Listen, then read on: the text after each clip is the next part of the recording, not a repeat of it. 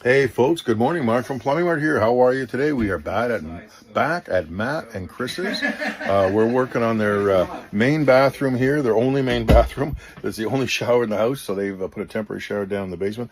But we're working right along here. We'd wanted to drop the bulkhead and take it down. There is a big 3-inch pipe that goes up in through a roof vent. This is right at the corner of the house. There is no way for us to reroute that pipe. There's not enough clearance. So unfortunately, this is like 1 in 100, but that bulkhead has to stay. I'm a little bit disappointed about that because it always looks so much more elevated when we get rid of those bulkheads, but you know, every case is a little bit different. We also have another funny squirrely plumbing thing here.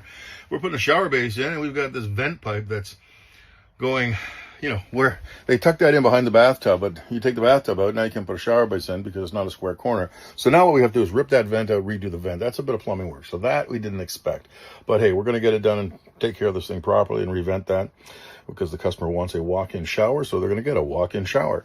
We've got to change our valve and all that, but we've insulated. We actually have sound insulated as well as outside wall insulated, vapor barriered, everything stripped. And this customer has requested that all the interior walls be done with the waterproof drywall in here. So we're using the green drywall on the non-wet walls.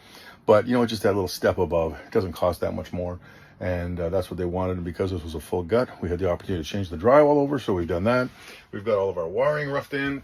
We're dropping an exhaust fan in today. That'll be done at the end of the day. Put the Tyvek suit on, climb up into the attic. It's the worst and it's hot out. So, you know, that's going to be a crappy job that Colin has to do, but that'll get done today. Get that exhaust fan in. The roofer has been here, dropped in the roof vent with the hose, so we're good to go.